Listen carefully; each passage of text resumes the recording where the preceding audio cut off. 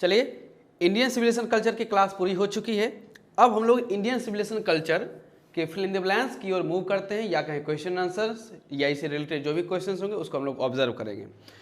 तो first page number 7 में आप आ सकते हैं। ओके, और फर्स्ट क्वेश्चन है B11 का, जिसमें फिल इन द ब्लैंक्स को मेंशन किया गया है। ओके, क्वेश्चन आपको ऊपर नजर आ रहा है।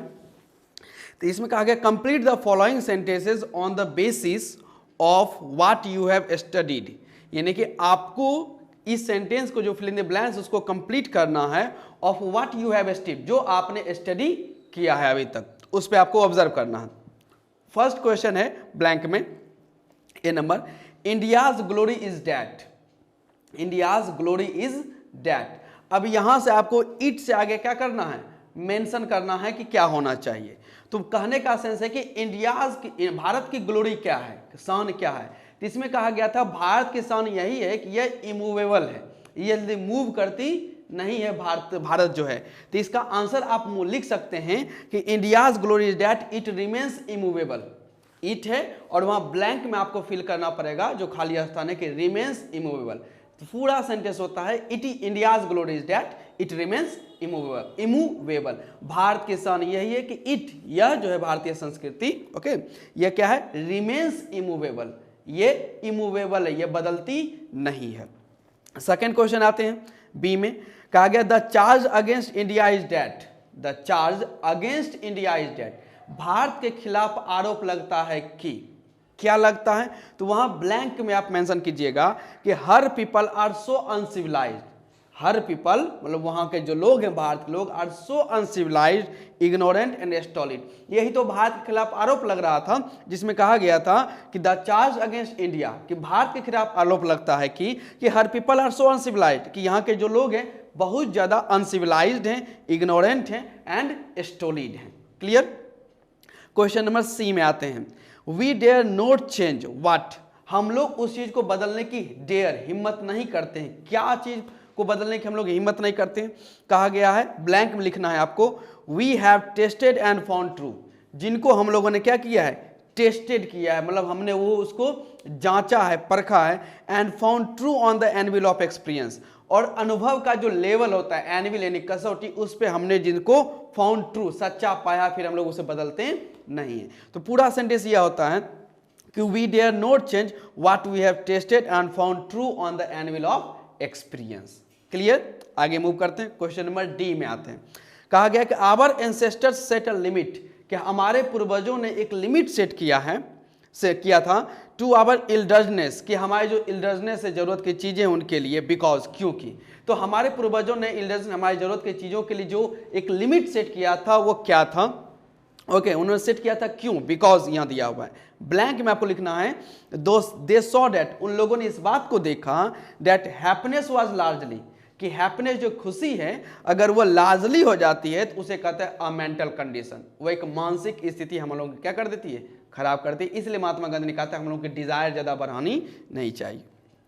आगे मूव करते हैं, इसमें कहा गया है number E, our forefathers did not invent machinery, कि हमारे जो फोर फादर्स रहे यानी पूर्वज रहे, उन्होंने मशीनरी का आविष्कार नहीं किया, बिकॉज, क्यों नहीं आविष्कार किया। तो आंसर है दे न्यू डैट, वे लोग इस बात को जानते थे, if we set our heart after such things, कि हम लोग अपना दिल जो है इन सभी चीजों के प्रति लगा लेते हैं, किनके प्रति, मतलब ये मशीनों के प्रति। तो कहा गया such things we would become slaves, हम लोग गुलाम बन जाते हैं, and lose our moral fibre, और हम लोग का जो मोरल फाइबर है, नैतिक चरित्र, उसको हम लोग क्या करते हैं, लूज कर जाती है, यानी कि खो देते हैं। इसलिए हमारे पूर्वज ने मशीनरी का आविष्कार नहीं किया था, मशीन्स का।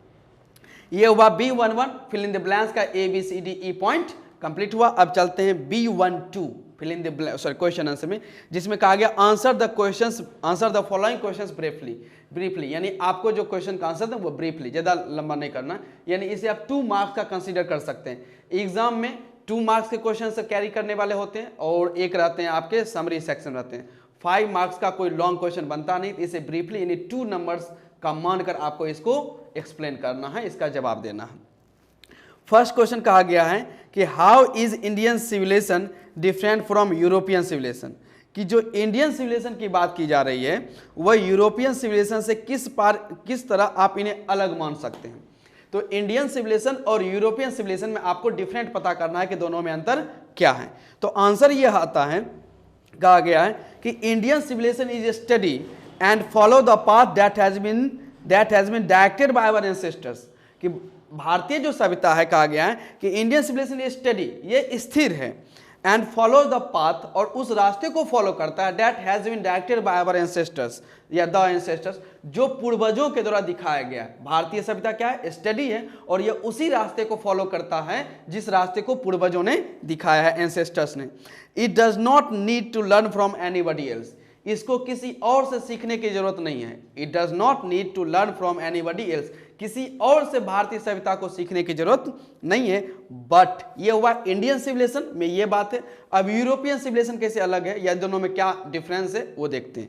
कहा गया बट यूरोपियन सिविलाइजेशन, लेकिन जो यूरोपीय सभ्यता है, लर्न्स द लेसन, वो अपना लेसन सीखता है। मतलब वो यूरोपीय जो सभ्यता थे वो अपना आचरण, अपना कल्चर, अपना जो सिविलाइजेशन जो बना रहे थे, learns the lesson of the man of Greece और रोम, वो ग्रीस और रोम के जो मैन थे, जो लोग थे उनसे वो सीखते हैं।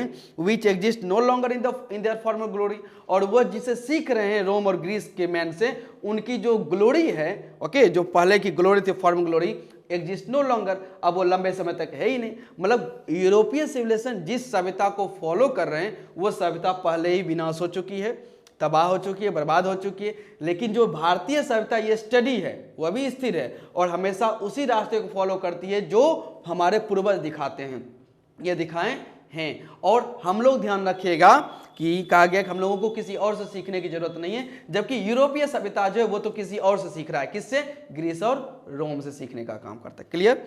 अब आते हैं क्वेश्चन नंबर सेकंड में। एक बार मैं डायरेक्टली पढ़ देता हूं फर्स्ट क्वेश्चन। कहा गया Indian civilisation study and follows the path that has been directed by the ancestors. It does not need to learn from anybody else. But European civilization learns the lessons of the man of Greece or Rome, which exist no longer in the former glory. एक line हो गया। अब आते हैं question number second में। कहा गया है कि why does Gandhi say that mind is restless bird, Mahatma Gandhi ऐसा क्यों कहते हैं कि हमारा माइंड जो है, मन जो है, वो एक रेस्टलेस बर्ड है, बेचैन चिड़िया है। What makes the mind restless, और इसमें एक और बात मेंशन किया, what makes the mind restless, क्या है जो हमारे माइंड को वो रेस्टलेस यानी बेचैन बना देता है। तो आंसर देखते हैं। कहा गया कि महात्मा गांधी सेज दैट, महात्मा गांधी इस बात को कहते हैं that mind is a restless bird, कि हम लोगों का जो माइंड है वो एक रेस्टलेस बर्ड है, बेचैन चिड़िया है। बिकॉज क्योंकि our mind has endless desires, क्योंकि हम लोगों के माइंड में क्या है, एंडलेस डिजायर्स है, अनगिनत संख्या में क्या है, इच्छाएं भरी हुई हैं। वन गेट्स फुलफिल, जब हम लोग वन गेट्स फुलफिल, एक इच्छा को पूरा करते हैं, one gets fulfil, another automatically arises, तो एक और इच्छा ऑटोमेटिक क्या कर दे, अराइज कर जाती है, यानी वो बाहर निकल जाती है। कहने का सेंस है हमारा माइंड में, जो हम लोग के माइंड में, our mind has endless desires, अनगिनत इच्छाएं हैं, एक का पूरा करते हैं कि दूसरी इच्छा ऑटोमेटिक निखर कर चली आती है। अब इसी में नेक्स्ट एक और लाइन मेंशन किया गया है कि इसमें एक और लाइन है, it is human wants, it is human wants, मतलब क्या चीज है, इसमें मेंशन किया गया कि जो ह्यूमन वांट्स है, मनुष्य की जो इच्छाएं हैं, that make the mind a restless bird, जो हम लोगों के माइंड को क्या बनाती है, रेस्टलेस बनाने का काम करती है, यानी कि बेचैन बनाने का वो काम करती है। चलते हैं क्वेश्चन नंबर 3 में। चलिए क्वेश्चन नंबर 3 में मूव करते हैं। क्वेश्चन नंबर 3 कहा गया कि why did our ancestor dissuade us from luxuries and pleasures, did they do the right thing. कहा गया कि व्हाई डिड आवर एंसेस्टर्स, कि हमारे जो पूर्वज रहे, ओके, उन्होंने हमें क्यों डिसवेड, अलग किया, अस फ्रॉम लग्जरीज एंड प्लेजर, जो ऐसो आराम की चीज़ें रहीं, लग्जरियस जो महंगी चीज़ें रहीं या प्लेजर्स खुशी देने वाली चीज़ें रहीं, उनसे हमारे पूर्वजों ने, एंसेस्टर्स ने हमें क्यों अलग कर दिया। और एक और क्वेश्चन इसमें साथ साथ मेंशन किया गया है, did they do the right thing, क्या उन्होंने ये काम सही किया। तो आंसर की ओर मूव करते हैं। कहा गया कि our ancestor dissuaded us from luxuries and pleasures, हमारे पूर्वजों ने, क्वेश्चन वाले ही बात को मेंशन किया जा रहा है स्टार्टिंग में कि our ancestor dissuaded us from luxuries and pleasures, उन्होंने लग्जरीज और प्लेजर्स की चीज़ों से हम लोगों को अलग रखा, क्योंकि बिकॉज दे सॉ, उन लोगों ने इस बात को देखा, that our real happiness and health, कि हमारे जो वास्तविक हैप्पीनेस है या हेल्थ यानी स्वास्थ्य है, consisted in a proper use of our hands and feet, कि हमारे पूर्वजों का यह मानना था कि हम लोग की जो रियल हैप्पीनेस है या हेल्थ है वो इसी चीज में बसी हुई है कि अगर हम लोग प्रॉपर तरीके से अपने हैंड्स एंड फीट, हाथ और पैरों का यूज करते हैं तो इसमें हमारी रियल हैप्पीनेस निर्भर करती है, ना कि किसी लग्जरीज और प्लेजर्स की चीजों में। सेकेंड का आंसर कहा गया है जिसमें ये मेंशन किया गया था कि did they do the right thing, क्या उन्होंने ये काम सही किया, तो यहाँ आंसर है यस, जी हाँ, दे डिड द राइट थिंग, उन लोगों ने यह काम सही किया। इट इज़ आवर सेटिस्फैक्शन, क्यों सही किया, मतलब लग्जरीज और प्लेजर से अलग उन लोगों ने क्यों रखा, इसका आंसर ये मेंशन किया जाता है कि इट इज़ आवर सेटिस्फैक्शन, ये हम लोगों का सेटिस्फैक्शन मतलब संतुष्टि है, that gives us real happiness, यानी हम लोगों को किसी भी चीज़ में अगर हम लोग सेटिस्फाई हो जाते हैं तो वो हम लोग की रियल हैप्पीनेस देती है। और अगर आप सेटिस्फाई नहीं होते हैं, अगर आपकी प्लेजर्स या कहने मतलब जो डिज़ायर्स है ये वन आफ्टर वन अगर अराइजेज होती रहती है तो आपको कभी सेटिस्फैक्शन नहीं मिलेगा और ना ही आपको कभी रियल हैप्पीनेस मिलेगा। इसलिए यहाँ मेंशन किया गया है, हमारे पूर्वजों के द्वारा कहा गया था कि लग्जरीज और प्लेजर्स हमें दूर रहना चाहिए और सेटिस्फैक्शन की ओर आना चाहिए। एक बार मैं वन शॉट में पढ़ देता हूँ कि our ancestors dissuaded us from luxuries and pleasures because they saw that our real happiness and health consisted in a proper use of our hands and feet। और सेकेंड आंसर में hands and feet, not in living A luxurious life, मतलब ऐसो आराम की चीज़ों में ये शामिल नहीं है। Yes they did the right thing, it is our satisfaction that gives us real happiness. Question number 4 में मूव करते हैं। इसमें कहा गया why according to Gandhi, Gandhi ji के अनुसार ऐसा क्यों कहा गया है या बताया गया है कि have we stuck with the same kind of law existed thousands of years ago, मतलब हजारों वर्ष जिस प्रकार के हम लोग खेती किया करते थे, प्लॉ यानी हल जोतने का काम किया करते थे, आज भी हमें वैसे ही स्टक मतलब चिपके रहना चाहिए, चिपके हुए हैं। ऐसा क्यों कहा गया है? और फिर आगे मेंशन कहा गया है कि should we do the same thing even today, क्या हम लोगों को आज भी वही काम करना चाहिए? तो हमारे पूर्वज जिस प्रकार से खेती किया करते थे क्या हम लोगों को आज भी वैसे करना चाहिए, उसी प्रकार से प्लॉ मतलब हल का यूज करना चाहिए? और क्या did they do the right thing, क्या उन्होंने यह काम सही किया? या sorry, should you do the same thing even today, क्या हम लोगों को आज वही काम करना चाहिए? तो आंसर है कि अकॉर्डिंग टू गांधी, गांधी जी के अनुसार we have stuck with the same kind of law as existed thousands of years ago, कि थाउजेंड्स ऑफ ईयर्स हजारों वर्ष जिस प्रकार के खेती का उपयोग किया जाता था हम लोग सेम काइंड उसी प्रकार के प्लॉ हल का उपयोग करते हैं। बिकॉज क्योंकि we have had no system of life according competition, क्योंकि we have had no system of life according competition, हम लोग को जो जीवन स्पर्धा है या जीवन हम लोग किसी कॉम्पिटिशन में व्यतीत नहीं करते हैं कि हमें किसी से बेहतर निकलना है या हमें उससे जेलस होना है, ईर्ष्यालु होना, हम लोग का जीवन वैसा नहीं है। And it keeps us healthy, और सबसे बड़ी बात मेंशन किया गया है कि अगर हम लोग खेतों में अपने शरीर का यूज करते हैं तो हम लोग क्या करते हैं, हेल्दी रह सकते हैं, यानी स्वस्थ, अपने स्वास्थ्य को परफेक्ट बना सकते हैं। तो ये कहा गया है कि हम लोग को, जैसा महात्मा गांधी ने पहले कहा था कि हम लोग को वही काम करना चाहिए जिसमें हम लोगों को हैंड्स एंड फीट का यूज होता है। इसलिए यहाँ कहा गया है कि हम लोगों को वही काम करना चाहिए जो हजारों वर्ष पहले किया जाता था। कहने का सेंस है हमें हाथ और पैरों का यूज करना चाहिए। अब इसमें जो नेक्स्ट क्वेश्चन शामिल रहा कि should we do the same thing even today, क्या हम लोगों को आज वही काम करना चाहिए? तो इसका आंसर थोड़ा डिफरेंट है, क्योंकि हम लोगों को ये अपने ओपिनियन में पूछा जा रहा है। तो यहाँ कहा गया है इन माय ओपिनियन, मेरे ओपिनियन में we should bring some changes, हम लोगों को कुछ चेंजेस यानी बदलाव लाने चाहिए। क्यों बदलाव लाने चाहिए? तो कहा गया है because we can not fit the number of people that we have, कि हम लोग जितनी जनसंख्या हम लोगों की हो चुकी है, ध्यान रखेगा, उतनी जनसंख्या को हम लोग उसी प्रकार से नहीं खाना खिला सकते, इसलिए इसमें कहीं ना कहीं कुछ ना कुछ चेंजेस लाने की जरूरत है। तो ये सही है कि हम लोगों को थाउजेंड्स ऑफ ईयर्स को जिस प्रकार की खेती की जाती थी हम लोगों को वैसे ही करना चाहिए, ऑर्गेनिक खेती अपनाना चाहिए, हाथ पैर का यूज करना चाहिए। लेकिन जितनी बड़ी हम लोगों की जनसंख्या हो चुकी है उस जनसंख्या हम लोगों को कुछ ना कुछ बदलाव तो लाना पड़ेगा, कंप्लीट तो नहीं लेकिन कुछ ऑब्जर्व करके हम लोगों को बदलाव करना चाहिए। नंबर 5 में आते हैं, कहा गया कि how did our ancestor view large cities, कि हमारे जो एंसेस्टर्स यानी पूर्वज रहे उन्होंने बड़े शहर को किस रूप में देखा? और उसमें एक और क्वेश्चन मेंशन है कि why were they satisfied with small villages, वे छोटे गांव से संतुष्ट क्यों थे? मतलब उनके अनुसार छोटे गांव ही महात्मा गांधी के अनुसार सही होना चाहिए, हमारे पूर्वज के अनुसार इसमें क्या मेंशन किया गया है?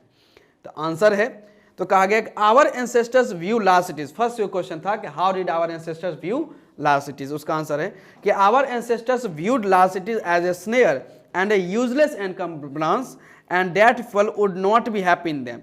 तो कहा गया कि हमारे जो एंसेस्टर्स रहे यानी पूर्वज, उन्होंने बड़े शहर को एक स्नेयर, एक फंदे की तरह, एक जाल की तरह उन्होंने देखा, एंड ए यूजलेस एनकम्ब्रांस, और एक यूजलेस जिसका कोई यूज नहीं, एक बोझ की तरह, एनकम्ब्रांस मतलब लोड जिसका कोई यूज नहीं, उसकी तरह हमारे पूर्वज बड़े शहर को देखा करते थे। और सबसे इंपॉर्टेंट बात उन्होंने ये मेंशन किया है, and that people would not be happy in them, कि वहाँ के जो लोग हैं, बड़े शहर में रहने वाले जो लोग हैं, वो कभी खुश नहीं रहे, क्योंकि वहाँ का जो लाइफ होता है एक तरह से कंपटीशन से भरा हुआ रहता है। लोग हमेशा एक दूसरे से बाहर निकलना चाहते हैं, एक दूसरे से आगे निकलना चाहते हैं, जिस वजह से उनको कभी सेटिस्फैक्शन नहीं मिलता है, और सेटिस्फैक्शन नहीं मिलने की वजह से उन लोगों को कभी हैप्पीनेस नहीं मिल पाता और हेल्थ भी। आगे कहा गया है कि एंड उसमें और कहा गया कि बड़े शहर से वो खुश क्यों नहीं थे, that there would be gangs of thieves, robbers, prostitution and vice flourishing in them, वहाँ पे चोर या डकैतों का एक गिरोह रहता है, वाइस फ्लोरिशिंग, वहाँ बहुत सारे गलत काम होते हैं इन देम, उन लोगों में, and the poor man would be robbed by the rich man, और वह गरीब लोगों को लूटा जाता है, उनका शोषण किया जाता है, किनके द्वारा, तो अमीर लोगों के द्वारा। इन सबों के वजह से ध्यान रखेगा, हमारे पूर्वज कभी भी बड़े शहरों से खुश नहीं थे, या महात्मा गांधी खुश नहीं थे, उनके अनुसार छोटे गांव ही, क्योंकि छोटे गांव में ये सारी चीजें पाई नहीं जाती हैं। और नेक्स्ट कहा गया है, एक और लाइन है कि वे लोग इसी वजह से therefore satisfied with A small village, वो छोटे गांव से क्या रहे, वे संतुष्ट रहे। लास्ट क्वेश्चन में आते हैं, मेंशन कहा गया है, इसमें कहा गया how did our ancestors enjoy true home rule, कि हमारे जो पूर्वज हैं उन्होंने ट्रू होम रूल, जो होम रूल है, वास्तविक घरेलू सुख है, उनको उन्होंने किस प्रकार से एंजॉय किया या उन्होंने अपने जीवन बिताई। इसमें कहा गया है कि our ancestors enjoy true home rule, कि हमारे पूर्वजों ने ट्रू होम रूल, वास्तविक घरेलू सुख एंजॉय किया, किस प्रकार से, तो वो मेंशन किया गया है बाय लिव्ड इंडिपेंडेंटली, उन्होंने सच पहली बात तो स्वतंत्रता पूर्वक जीवन अपनाए, किसी के बस में उन्होंने रहना पसंद नहीं किया, and followed there agricultural occupation, और जो अपना एग्रीकल्चरल ऑक्यूपेशन था, मतलब खेती से जुड़ा हुआ काम था, उन्होंने उनको क्या किया, फॉलो किया। एवरीवन वाज सर्विंग, और हर एक व्यक्ति वहां सर्व कर रहा था, काम कर रहा था, नॉट बिकमिंग देयर मास्टर्स, और हर एक व्यक्ति क्या कर रहा था वहां पर, सर्विंग मतलब सेवा का काम करता था, नॉट बिकमिंग देयर मास्टर्स, उन लोगों का मास्टर्स बनने का वो लोग कोई काम नहीं करते थे।